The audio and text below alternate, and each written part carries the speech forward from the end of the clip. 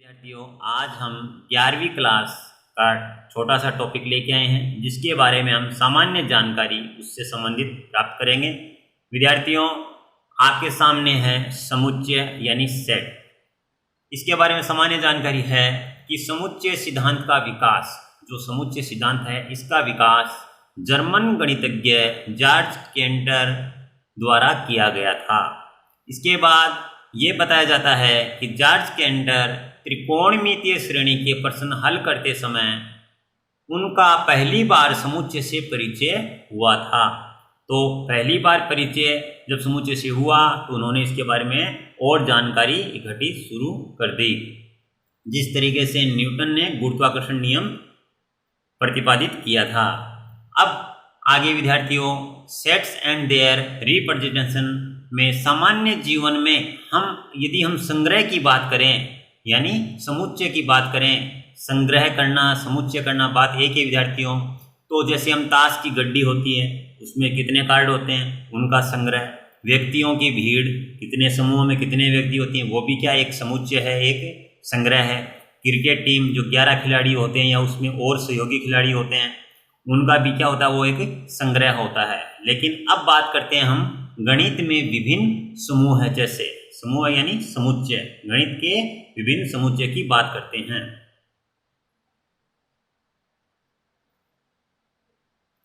विद्यार्थियों, गणित में जैसे आपने छोटी क्लास में पढ़ा है प्राकृत संख्याओं का समुच्चय जिसको हम n से लिखते हैं विद्यार्थियों। तो प्राकृत संख्याएं कौन सी होती हैं? जो 1 से शुरू होती हैं और आगे की तरफ जो अनंत की तरफ इधर बढ़ती हैं, ये सभी संख्याएं क्या होती हैं? प्राकृत संख्याएं। तो इनके समुच्चय को किससे लिखते हैं? हम n से लिखते हैं। पूर्णांकों का समुच्चय उसको हम किससे लिखते हैं? z से लिखते हैं। ये जीरो के ऋण भाग की ओर और धन भाग की ओर दोनों ओर अनंत रूप से बढ़ती है। इसके बाद परिमेय संख्याओं का समुच्चय इसको हम q से लिखते हैं विद्यार्थियों। परिमेय संख्याएं वे संख्याएं जिनको p/q रूप में लिखा जा सके, यानी जो बटा में होती हैं, और q का मान क्या नहीं होना चाहिए? 0 नहीं होना चाहिए। यानी बटा में जो संख्या होती है उसका मान कभी 0 नहीं होना चाहिए। इसके बाद बात करते हैं विद्यार्थियों हम r यानी रियल नंबर, वास्तविक संख्याओं का समुच्चय। वास्तविक संख्याएं आपने परिभाषा पढ़ी होगी विद्यार्थियों छोटी क्लास में कि परिमेय संख्याएं और अपरिमेय संख्याएं होती हैं। ये दोनों ही संख्याओं का जो समूह होता है वो क्या कहलाता है? वास्तविक संख्या कहलाता है। इसके बाद धन पूर्णांकों का समुच्चय है। तो विद्यार्थियों ये पूर्णांक आपके सामने लिखे हुए हैं, जीरो के जो आपको दाईं साइड में इधर दिखाई दे रहे हैं ये सभी क्या होते हैं? धन पूर्णांक होते हैं। तो ये समुच्चय क्या होता है? धन पूर्णांकों का समुच्चय। इसमें z लिखा हुआ होता है और ऊपर क्या लिखा हुआ होता है? प्लस लगा हुआ होता है। इसका मतलब क्या हुआ? धन पूर्णांकों का समुच्चय। आगे है धन परिमेय संख्याओं का समुच्चय। जैसे विद्यार्थियों ये परिमेय संख्याएं हैं लेकिन इसकी हम क्या लगा दें? माइनस लगा दें तो ये कैसी परिमेय संख्या बन जाती है? ऋण परिमेय संख्या। लेकिन यहाँ बात हो रही है q+ यानी धन परिमेय संख्या यानी पॉजिटिव। इसके बाद बात करते हैं विद्यार्थियों धन वास्तविक संख्याओं का समुच्चय। वास्तविक संख्याएं अभी हमने पढ़ा है परिमेय और अपरिमेय संख्याएं सभी वास्तविक होती हैं, लेकिन धन की बात कर रहा है यानी पॉजिटिव r+ प्लस वाली। तो आपको पता है 1/2 परिमेय संख्या है और परिमेय संख्या क्या होती है? वास्तविक संख्या। तो ये क्या हो गई? वास्तविक संख्या।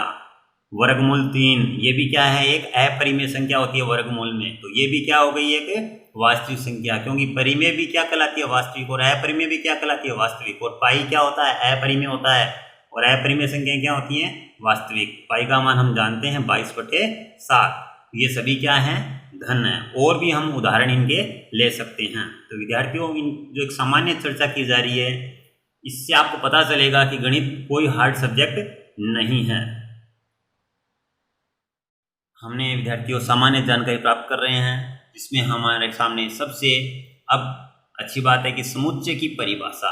समुच्चय की परिभाषा क्या होती है विद्यार्थियों? समुच्चय वस्तुओं के वस्तु या संख्या या कोई आंकड़े यानी वस्तुओं के सुपरिभाषित संग्रह को हम क्या कहते हैं? समुच्चय कहते हैं। वस्तुओं के सुपरिभाषित संग्रह को ही हम क्या कहते हैं? समुच्चय कहते हैं। जैसे मैं आपके सामने कुछ उदाहरण दे रहा हूँ जिनमें हम पता लगाएंगे कि कौन से समुच्चय है और कौन से समुच्चय नहीं है। तो आपकी जो प्रश्नावली है उसमें भी ऐसे सवाल आपको मिलेंगे। तो जैसे 5 विश्व के विख्यात गणितज्ञ, तो विद्यार्थियों ये समुच्चय है या नहीं है? इस पर विचार करना है। तो ये एक समुच्चय नहीं है। क्यों नहीं है विद्यार्थियों? क्योंकि इसने कहा है कि विख्यात गणितज्ञ विश्व के, तो इसने ये एक सुपरिभाषित नहीं है।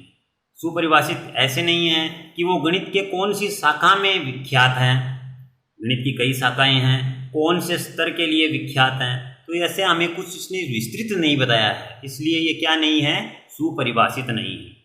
हम बात करते हैं जैसे 10 से कम विषम प्राकृत संख्याएं, तो 10 से कम क्या होती हैं, विषम प्राकृत संख्याएं।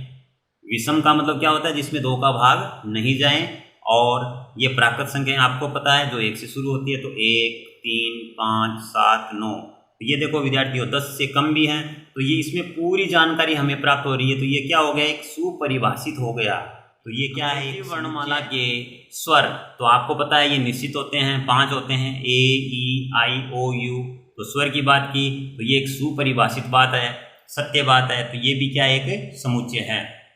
आगे, जे अक्षर से प्रारंभ होने वाले वर्ष के सभी महीनों का संग्रह, तो ये समुच्चय है क्या विद्यार्थियों? आपको पता है कि 12 महीने होते हैं, तो जे अक्षर से कितने महीने हैं उनका समुच्चय बनाया जा सकता है, तो ये क्या हो गया, ये भी एक समुच्चय है। इसके बाद विश्व के सर्वश्रेष्ठ 11 बल्लेबाजों का संग्रह, ये समुच्चय है या नहीं है, विचार करना चाहिए।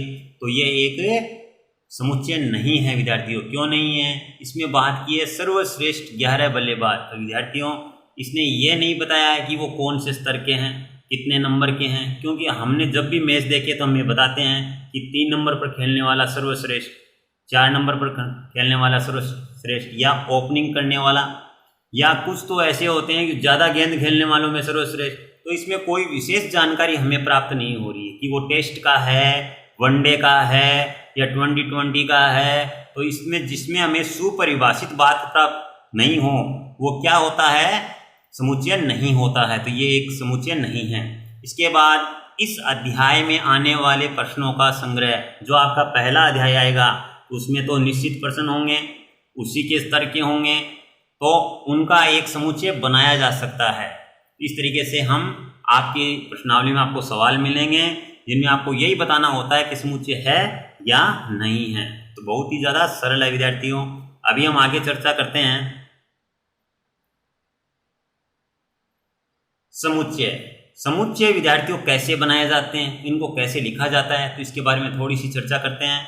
महत्वपूर्ण बिंदु है कि समुच्चय प्राय अंग्रेजी वर्णमाला के बड़े अक्षर यानी A, B, C, D जो भी है के द्वारा व्यक्त किए जाते हैं। यानी जब समुच्चय हम बनाएंगे तो उनका नाम हम अंग्रेजी के बड़े अक्षरों से लिखेंगे। प्राय क्या लिखेंगे, बड़े अक्षरों से ही लिखेंगे। आगे, जिन संख्याओं, वस्तुओं, आंकड़ों से समुच्चय का निर्माण होता है वे समुच्चय के अवयव कहलाते हैं। क्या कहलाते हैं विद्यार्थियों? अवयव। यानी जो भी हम समुच्चय लेंगे जिनमें जितनी भी संख्याएं लिखी हुई होगी वो उनके क्या कहलाएंगे, समुच्चय के अवयव कहलाएंगे। विद्यार्थियों आपके सामने एक समुच्चय नजर आ रहा है, A, E, I, O, U, ये सभी क्या है, इस समुच्चय A के अवयव हैं। क्या है? अवयव। तो हमने लिखा है A समुच्चय A का अवयव है। यहाँ अवयव है, सदस्य है या में है, यानी A समुच्चय A का सदस्य है। इस तरीके से हम लिख सकते हैं। आदि सूचित करने के लिए, आदि क्या होते हैं, सूचित करने के लिए यूनानी प्रतीक, ये आपको दिखाई दे रहा है विद्यार्थियों, एप्सिलॉन यानी का प्रयोग करते हैं। जैसे यहाँ पर है विद्यार्थियों A समुच्चय A का अवयव है, तो ये एक बड़ी बात हो गई लिखना, एक वाक्य जैसा हो गया। लेकिन इसको शॉर्ट में कैसे लिख सकते हैं कि A एप्सिलॉन A, यानी A किसका अवयव है, A का। अब यहाँ लिख दिया E एप्सिलॉन A, तो E किसका हो गया, A का अवयव हो गया। अब मैंने लिख दिया B, तो B देखिए विद्यार्थी इसमें है क्या, नहीं है, तो हमने एप्सिलॉन लगा के इसको काट दिया। ऐसे सवाल आपको पहली प्रश्नावली में पढ़ने को मिलेंगे, यानी आपकी प्रश्नावली बहुत ही ज़्यादा सरल है। इसके बाद विद्यार्थियों समुच्चय निर्माण, समुच्चय निर्माण, जो हम समुच्चय का निर्माण करते हैं उनकी 2 विधियां होती हैं विद्यार्थियों।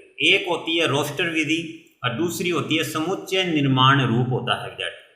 तो रोस्टर विधि, इसका दूसरा नाम है सारणीबद्ध रूप, तो इसके बारे में हम थोड़ी सी चर्चा कर लेते हैं विद्यार्थियों। रोस्टर रूप में या सारणीबद्ध रूप में जो समुच्चय का निर्माण कैसे करते हैं उसको थोड़ा सा पढ़ लेते हैं।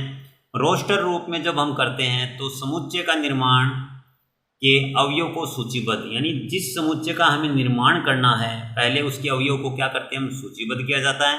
अवयव को एक दूसरे से पृथक करने के लिए अर्धविराम का क्या करते हैं प्रयोग किया जाता है और अवयव को मंझले कोष्टक में लिखा जाता है। ये तीनों कंडीशन क्या होनी चाहिए, लागू होनी चाहिए रोस्टर रूप में लिखने के लिए। जैसे आपके सवाल आ गया विद्यार्थियों कि 7 से कम सभी समधन पूर्णांकों का समुच्चय को रोस्टर रूप में लिखो या लिखना है।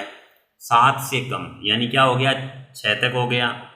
समधन पूर्णांक होने चाहिए, सम यानी 2 का भाग जाने वाले यानी 2 का पाड़े में आने वाले, तो 2, 4 और 6 हमें पता चल गया 3 संख्याएं हैं।